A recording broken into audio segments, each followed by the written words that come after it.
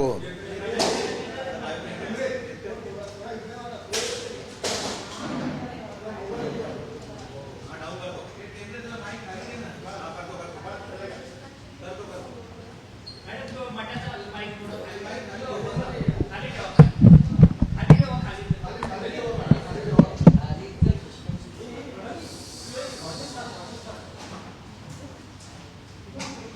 कार्यकर्ता आहे तो? हां गोडसेचा फोन आहे तुमच्या फोन नंतर ऐक ना, कार्यकर्ते कोण आहे? आपले हे आरसीएफचे आले आरसीएफचे आणि चालू पार्टीचे पार्टीचे कोण नाही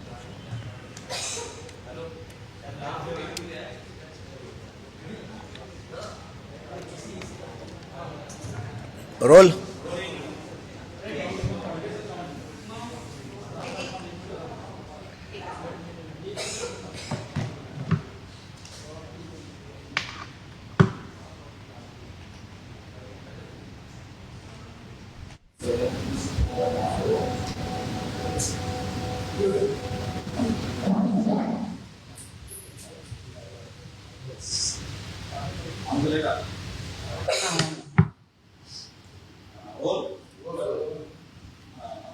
सर, सातारा जिल्हा परिषद निवडणुकीच्या दरम्यान तुषार जोशी जे एसपी होते त्यांच्या सगळ्या ऑर्डर्स करून दोन्ही मंत्र्यांना संपूर्ण त्या जिल्हा परिषदेच्या बिल्डिंग मधनं बाहेर काढण्यात आलेलं होतं. तिथं धक्काबुक्की झाली. या सगळ्या प्रकरणावरती विधानसभा परिषदेत राडा सुद्धा झाला. तुषार जोशी यांना सक्तीच्या रजेवरती पाठवण्यात आलेला आहे. अशा पद्धतीने बघता 2 दिवसापूर्वी हेच तुषार जोशी पालकमंत्र्यांच्या बाजूला बसलेले सुद्धा पाहायला मिळाले. नाही, खरं म्हटलं तर त्यावेळेला चव्हाण साहेबांच्या भूमीमध्ये सातारा जिल्ह्यामध्ये अशा प्रकारचा जिल्हा परिषद निवडणुकीला जो काही प्रकार घडला, म्हणजे सत्तेचा उपयोग करून ज्या पद्धतीने लोकशाहीचा खून झाला, हे सर्व अख्ख्या महाराष्ट्राने आणि देशाने बघितलं. हे असं कधीच या महाराष्ट्रामध्ये झालं नव्हतं. दुर्दैव आहे ही गोष्ट साताऱ्यामध्ये घडली. त्यावेळेला मी सुद्धा तिथं साक्षीदार आहे. मला एक सांगावंसं वाटतं की राज्याचे मुख्यमंत्री, सरकार, याचबरोबर पालकमंत्री सुद्धा जिल्ह्याचा हा मुख्यमंत्र्यासारखाच असतो. त्याला सगळे अधिकार असतात. मग मुख्यमंत्र्यांनी अशा पद्धतीने ज्या वेळेला ही घटना घडली त्याचं गांभीर्य घेऊन त्याच वेळा कार्यवाही करणं गरजेचं होतं. पण पक्षीय राजकारण होतं. मी त्यावर एवढंच सांगेन की 37चा आकडा असताना सत्ता कशी घ्यावी ही लोकशाहीचा नवीन अध्याय सातारा जिल्ह्यामधून सुरू झालेला आहे. आणि मला वाटतं की या सर्व गोष्टीच्या घडामोडी घडल्यानंतर त्याचे पडसाद महाराष्ट्रामध्ये तर उमटले, पण सर्वसामान्य जनतेमध्ये प्रचंड नाराजीचा सूर उभा राहिला. आणि या असलेल्या विधान परिषदेच्या अधिवेशनामध्ये याच्यावर फार मोठ्या प्रमाणात चर्चा सुद्धा झाली. आणि त्यावेळेला कारवाई करण्याच्या संदर्भातला आम्ही सूचना पण केलेल्या आहे. एका बाजूला आम्ही कोर्टामध्ये जातोय, कोर्टामध्ये याला आव्हान करतोय. आम्ही तिथले सीसीटीव्ही फुटेज मागितलेत, अजूनपर्यंत आम्हाला देण्यात आलेले नाहीये. माझ्या माहितीप्रमाणे ज्यावेळेला ही चर्चा झाली तेव्हा सभागृहामध्ये सांगण्यात आलं होतं की याच्या संदर्भातली प्राथमिक कारवाई करायला आम्ही सुरू करू. मला आज कळलेलं आहे की जे एसपी होते ज्यांनी आपल्या पोलीस अधिकाराचा वापर करून तिथल्या पालकमंत्र्यांना आणि दुसऱ्या मंत्र्यांना, 2 मंत्र्यांना धक्काबुक्की करून पोलिसांनी बळाचा वापर करून ज्या पद्धतीने त्या असलेल्या पदाला ज्या पद्धतीने हे करण्यात आलं होतं त्याच्यावर कारवाई करणं गरजेचं होतं. ही मागणी आम्ही सगळ्यांनी केली. मला आज कळलं की त्यांना सक्तीच्या रजेवर पाठवलेलं आहे. पण मला दुसरीकडून असं पण करतात की त्यांनी अर्जित रजा दिलेली आहे. आता त्याची मी माहिती घेतो. सक्तीच्या रजेवर आहेत का अर्जित रजेवर गेलेले आहेत? जर अर्जित रजेत गेलं असतील तर ते पण थोडंसं एक चुकीच्या पद्धतीने मीडियाच्या समोर येते असं मला वाटतंय. सक्तीच्या रजेवर जात असतील तर परत त्याची चौकशी होऊन तुषार जोशी एसपी म्हणून आल्यापासून महाराष्ट्रामध्ये जिथे जिथे तिथे गेले तिथे तिथे त्यांनी कायदा सुव्यवस्थेच्या ऐवजी तिथं त्यांनी या असलेल्या सरकारच्या बाजूनी भूमिका घ्यायची अशी परिस्थिती निर्माण झाली, अशी चर्चा आहे. साताऱ्यामध्ये ती अपेक्षित नव्हती पण ती झाली.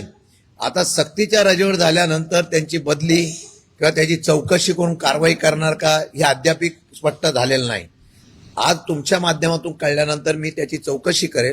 सक्तीच्या रजेवर गेलेत का अर्जित रजेवर गेलेत ते सरकारच्या वतीने त्या डिपार्टमेंटने खुलासा करणं गरजेचं आहे.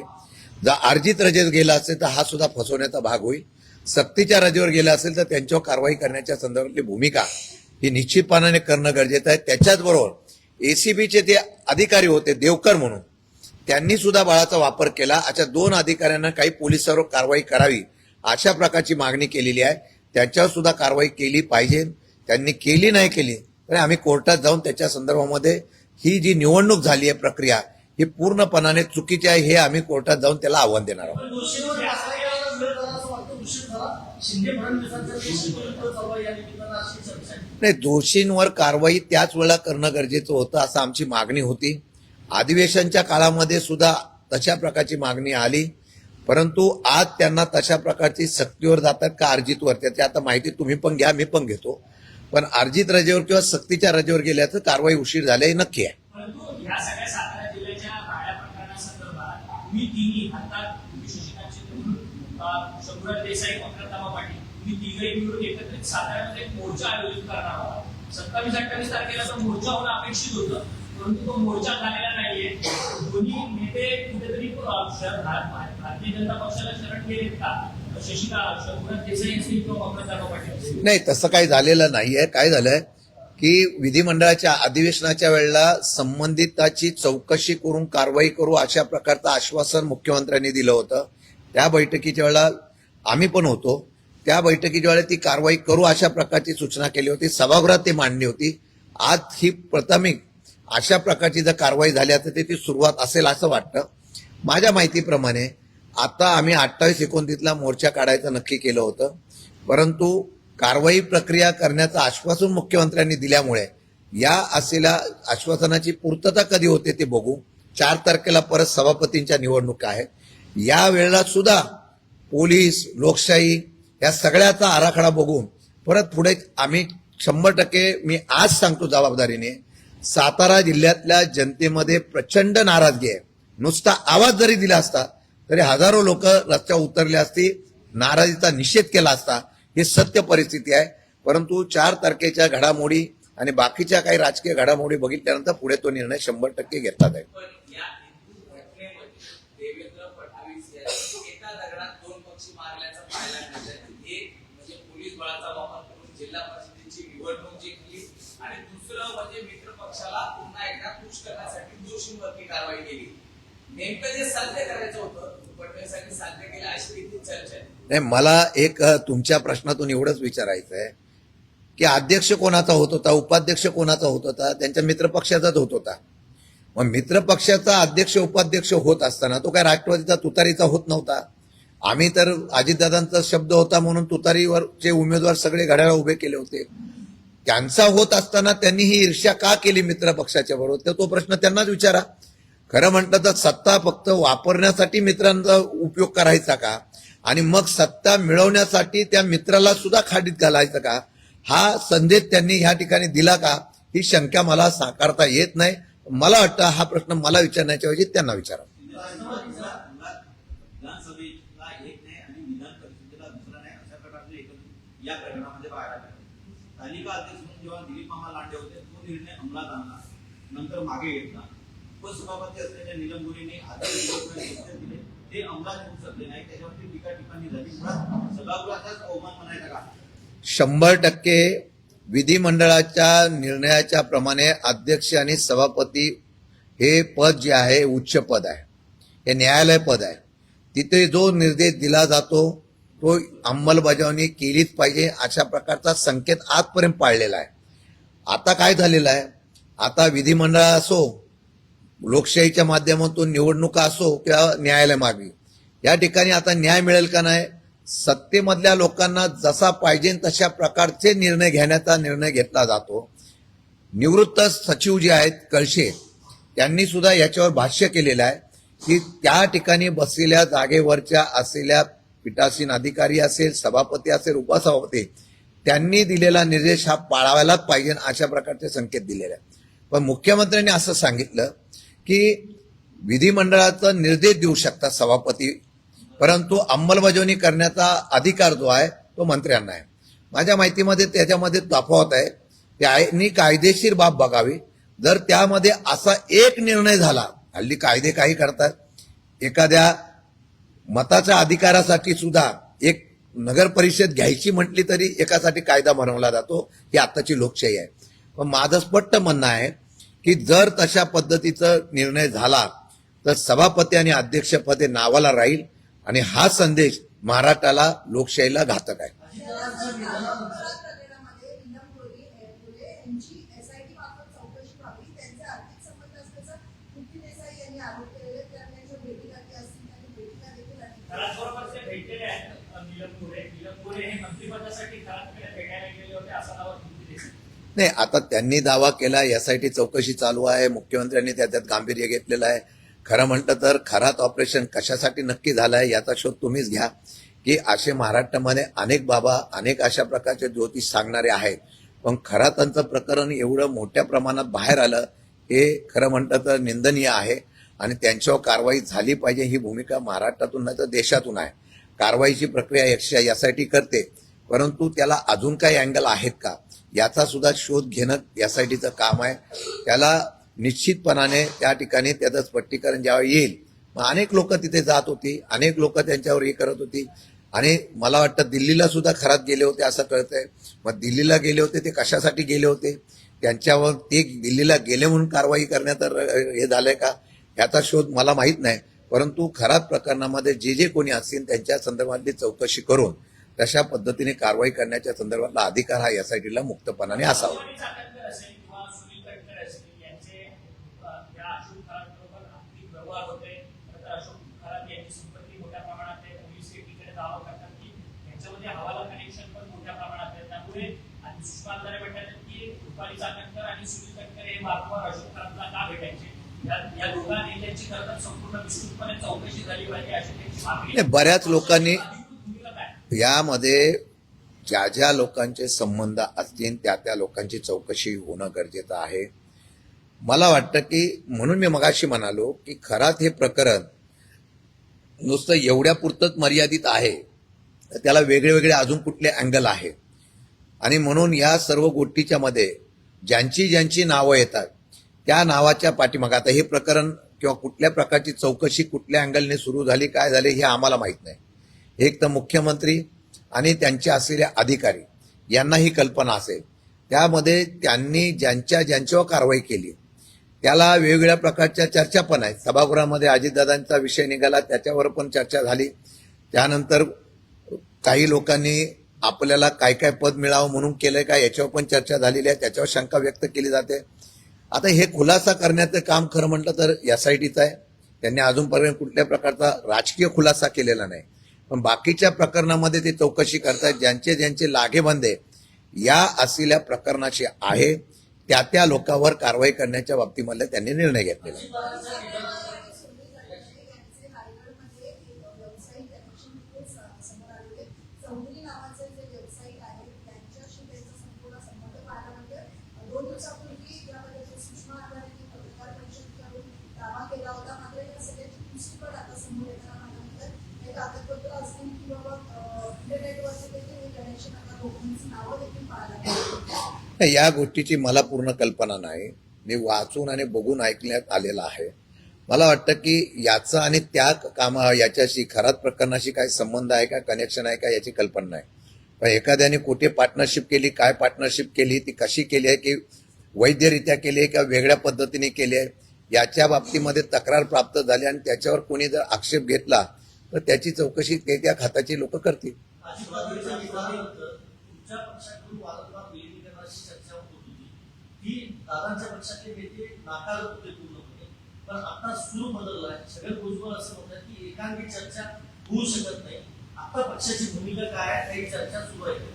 मला वाटतं की आता ही कुठलीही चर्चा आम्ही त्या दिवशीच सांगितलं होतं की ही चर्चा आम्ही थांबवलेली आहे. काय दादांचं जे स्वप्न होतं, दादांची जी इच्छा होती त्यावेळेला आम्ही पूर्ण केली. जिल्हा परिषद, नगरपालिका, महानगरपालिका आम्ही एकत्रित लढलो. त्याच्यानंतर त्या चर्चेच्या दरम्यान अशा प्रकारची चर्चा पण पुढे निघाली की आता विलिनीकरण करण्याच्या बाबतीमध्ये तुम्हीच पुढाकार घेताय. या पुढाकाराच्या संदर्भामध्ये आम्ही स्पष्ट शब्दात आमची भूमिका मांडली. त्यानंतर त्याच्यावर आमचे आरोप झाले. आम्ही सांगितलं तर ही चर्चा आम्ही थांबवलेली आहे, परत ही चर्चा सुरू झालेली आहे. या असलेल्या चर्चेमध्ये आजच्या घडीला आमच्या पक्षाकडून कुठल्याही प्रकारचा विषय नाही. एक मिनिट, त्यामध्ये या सर्व गोष्टीच्या बाबतीमध्ये आम्ही आता सध्या महाराष्ट्रामध्ये पक्ष बळकट करण्याच्या संदर्भातले निर्णय घेतलेला आहे. आजपासून 4 दिवस पक्ष कार्यालयामध्ये पूर्ण पक्ष बांधणीच्या संदर्भामध्ये मी असेल, आम्ही पदाधिकारी बसून पूर्ण पक्ष नवीन जोमाने बांधायचा आहे. पवार साहेबांचा सूचना असल्यामुळे या बाबतीमध्ये आम्ही कार्यक्रम सुरू केलेला आहे आणि त्याचबरोबर पवार साहेब सुद्धा स्वतः सगळ्यांशी संवाद करून प्रत्यक्ष त्या भागाला त्या दौरा करून भेटी देतील आणि पक्ष मजबूत करण्याचा आज आमच्याकडे अजेंडा आहे. बाकी कुठला अजेंडा आता नाही. ऑपरेशन टायगर राबवण्याच्या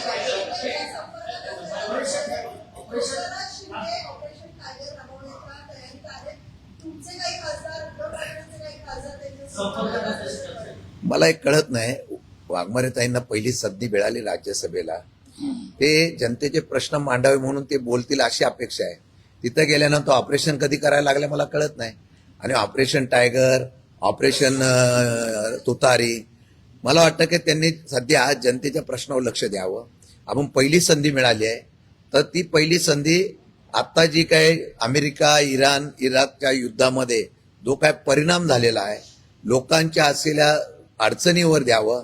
काल त्यांच्या असलेले संजय शिरसाट, त्यांच्या असलेल्या रिक्षा चालकांनी अश्रू अनावर दाखवले, त्याच्यावर त्यांनी लक्ष द्यावं.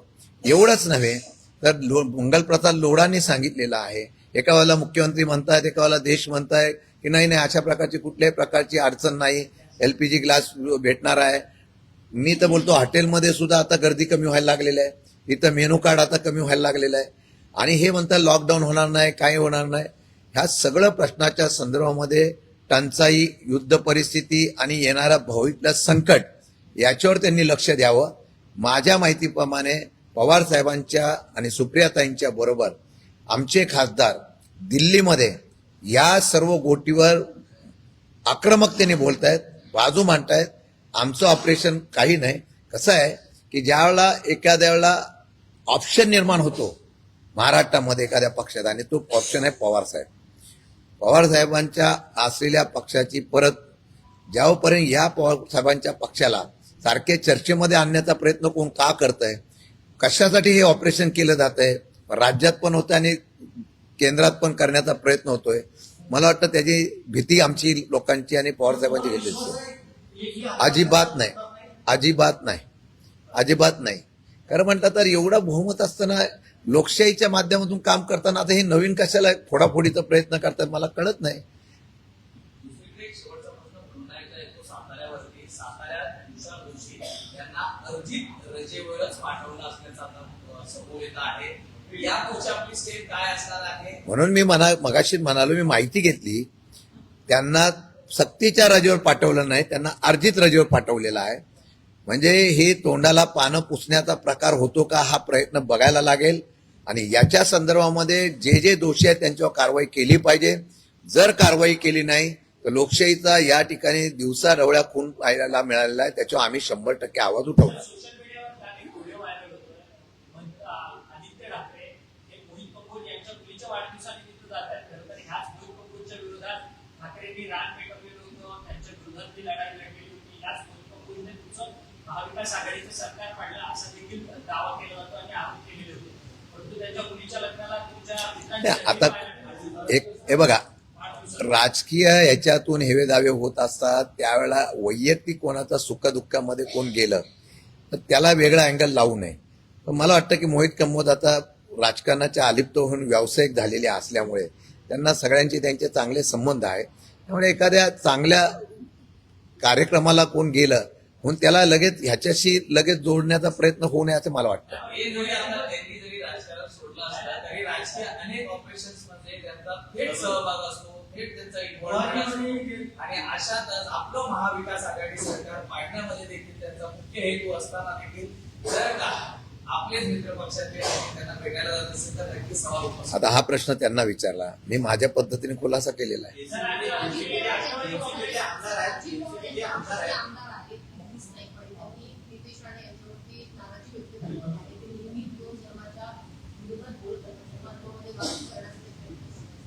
अनेकदा मुख्यमंत्र्यांनी सुद्धा त्यांना समजवण्याचा प्रयत्न केला आणि तरी सुद्धा नितेश राणे थांबत नाही, मुख्यमंत्र्यांना ओव्हरटेक करण्याचा प्रयत्न करतात. नाही, त्यांच्या पक्षाचा अजेंडा तोच आहे ना. असं आहे की पक्षाच्या अजेंडा आहेत. मग आता हे चाललेलं काय, मी मारल्यागत करतो तू रडल्यागत करतो, असं सध्या चाललेलं आहे. मित्र पक्षाला तर अडचणीत आणायचं, पण आपला छुपा अजेंडा राबवायचा हा त्यांचा प्रयत्न चालूच आहे. नाहीतर एखाद्या वेळेला आज मुख्यमंत्री एवढे शक्तिशाली आहे की ते काही करू शकतात. त्यांना ओव्हरटेक करण्याचं धाडस मला वाटत नाही नितेश राणे करतील. सर, राष्ट्रवादी काँग्रेस पक्षाच्या इंदापूर तालुक्याच्या जिल्हा परिषदेच्या नवनिर्वाचित सदस्यांचा सत्कार समारंभाचा कार्यक्रम होता 2 दिवसापूर्वी. त्या कार्यक्रमाला त्यांचे पक्षाचे प्रदेशाध्यक्ष सुनील तटकरे उपस्थित होते स्टेजवरती मोठा भला बॅनर होता. परंतु त्या बॅनरवरनं राष्ट्रवादी काँग्रेस पक्षाचे विद्यमान राष्ट्रीय अध्यक्ष सुनेत्रा पवार असतील किंवा अजित पवार असतील, शरद पवार असतील, प्रफुल्ल पटेल असतील, या सगळ्यांचेच फोटो गायब होते. फक्त 3च जणांचे फोटो होते. ते म्हणजे तटकरे परिवारातले 3 नेत्यांचे फोटो होते. अशा पद्धतीने बघता की अजितदादांच्या निधनानंतर ही सगळी पक्षात वेगळी घरावर आहे. हा अचानक झालेला अपघात आहे का योगायोग आहे मला माहित नाही.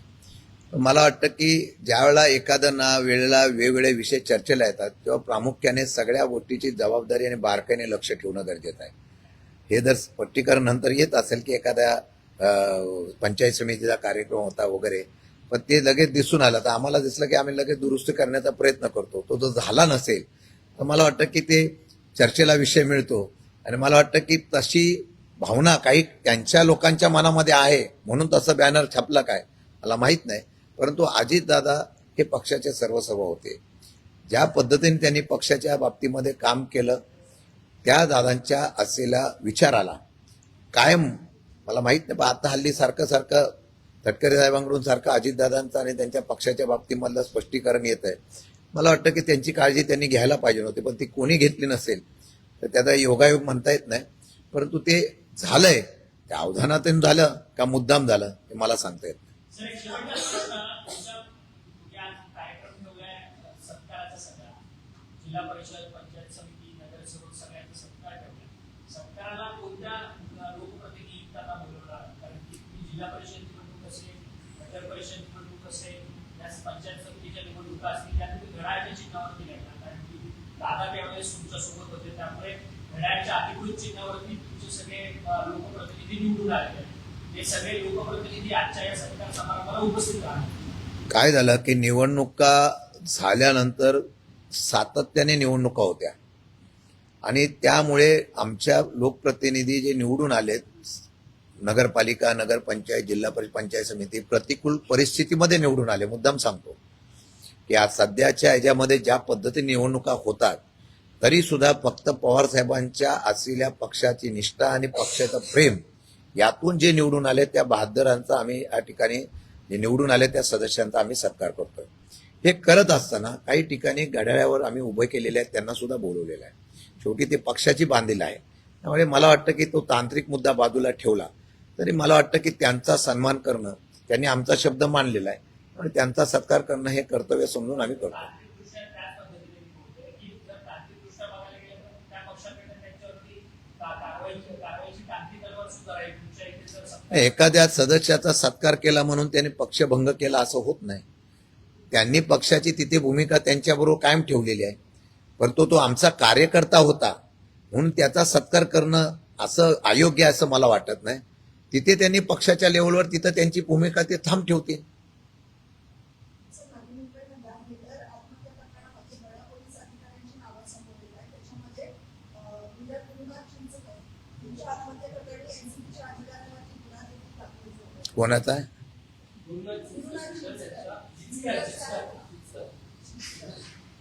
हा, गुरुनाथ चिचकर. ते मला वाटतं त्याची चौकशी चालू होती आणि त्या चौकशीमध्ये बऱ्याच अधिकाऱ्यांचा सहभाग आहे हे सुद्धा सिद्ध झालेलं आहे. आणि त्या चौकशीच्या आधारे ते पण इंटरनॅशनल कनेक्शन होतं ड्रग्सचं वगैरे, त्याच्यावर कारवाई पण झाली होती. आणि त्यावेळेला त्याला कोणीतरी सपोर्ट करतात पोलीस अधिकारी याची नावं पण बाहेर आली होती. त्यांच्यावर कारवाई करण्याची प्रक्रिया चालू झाली.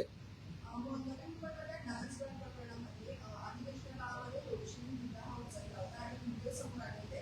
त्या गावामध्ये बंद झाले होते. पुन्हा एकदा आता हे सगळे पोलीस डान्सबार पुन्हा एकदा सुरू झाले. सभागृहामध्ये डान्स बारचा विषय बराच वेळा निघाला होता. सुप्रीम कोर्टाच्या आदेशाप्रमाणे या डान्स बारवर कारवाई करण्याच्या संदर्भातली भूमिका या ठिकाणी राबवली गेली. आता त्यांनी ऑर्केस्ट्राच्या नावावर त्या ठिकाणी मंजुरी घेतलेली आहे, त्या ऑर्केस्ट्रावर ते चालू केलेलं आहे, पण बेकायदेशीरपर्यंत काम चालू होतं त्या पोलिसांनी यांनी त्याच्यावर कारवाई करणं गरजेचं आहे. सातत्याने ही चर्चा होते, कारवाई का होत नाही हे आश्चर्य आहे. मला वाटतं जिथे चालू आहे तिथं कारवाई व्हावी, नाहीतर ज्या ज्युरिडिक्शनमध्ये झाले त्या अधिकाऱ्यावर कारवाई करणं गरजेचं आहे. ओके.